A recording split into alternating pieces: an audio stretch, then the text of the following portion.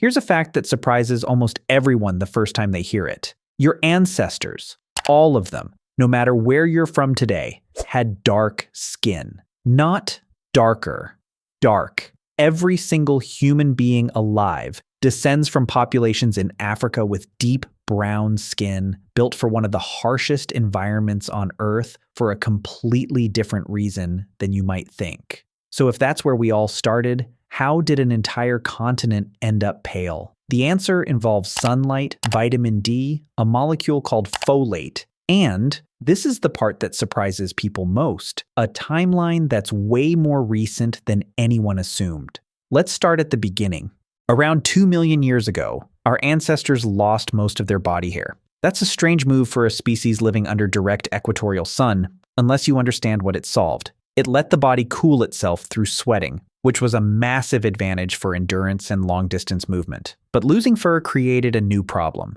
Bare skin under intense UV radiation is vulnerable, not primarily to sunburn, but to something less obvious. UV rays breaking down folate, a B vitamin that's critical for cell division, and specifically critical for healthy fetal development during pregnancy. Researchers studying this, notably biological anthropologist Nina Jablonski, whose work is considered foundational here, found that populations near the equator evolved high concentrations of melanin, the pigment responsible for skin color, largely as biological sunscreen. Dark skin blocks enough UV radiation to protect folate levels, protecting reproduction itself. That's a powerful evolutionary pressure. It doesn't just help you survive, it protects your ability to have healthy children at all. So dark skin isn't a default that lighter skin improved on. It's a highly effective, specific adaptation to intense sunlight. Now here's where it gets interesting. As early humans began migrating out of Africa, tens of thousands of years ago, they moved into regions with dramatically weaker sunlight. Northern Europe and Asia, where UV radiation is far less intense, especially in winter.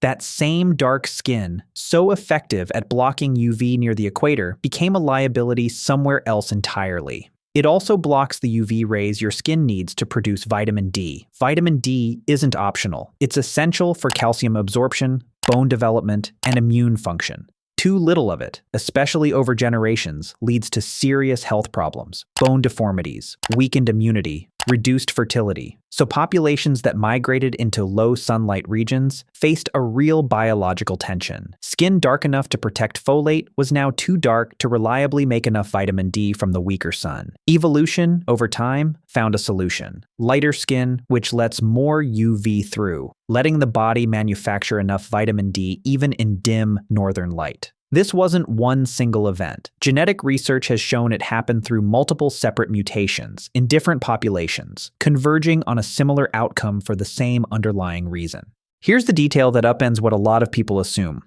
For a long time, scientists figured pale skin in Europe evolved gradually, tens of thousands of years ago, right alongside the earliest human migrations north. But ancient DNA research has told a very different story. One striking case, a roughly 10,000-year-old skeleton from England, nicknamed Cheddar Man, was genetically analyzed by researchers at the Natural History Museum in London. The results were unexpected. This individual, living in what's now Britain, likely had dark to dark brown skin alongside blue eyes. In other words, thousands of years after humans first settled in Europe, many people there still had notably dark skin. A separate large-scale study led by geneticist Mark Thomas and colleagues, analyzing ancient European genomes, found that the genetic variants most strongly linked to light skin didn't become common across much of Europe until surprisingly recently, with some estimates pointing to major shifts occurring within roughly the last 5,000 to 3,000 years, closer to the rise of farming societies than to the original migration into the continent. That timing lines up with another major shift, the move from hunting and gathering to agriculture. Early farming diets, heavy in grains and lower in the vitamin D-rich foods hunter-gatherers got from fish, organ meat, and varied wild game may have put extra pressure on populations to synthesize more vitamin D directly from sunlight, accelerating the spread of lighter skin as an advantage. None of this maps neatly onto simple stories about geography and time. Skin color evolved independently more than once in different populations, responding to local conditions, and it changed at different speeds in different places, sometimes much more recently than assumed. The bigger picture, human skin color is one of the clearest, best documented examples of evolution responding to environment in real, measurable time.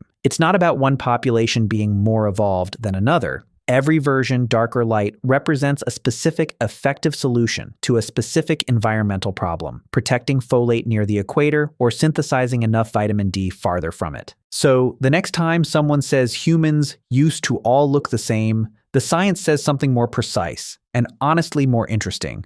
We started as one population with a shared solution to intense sunlight. Then, as humans spread across a planet with wildly different amounts of sunlight, our skin adapted more than once in a process that in some places was still actively happening just a few thousand years ago. The color of human skin isn't a fixed, ancient fact. It's a living record of where our ancestors went and how sunlight itself helped shape the species we became.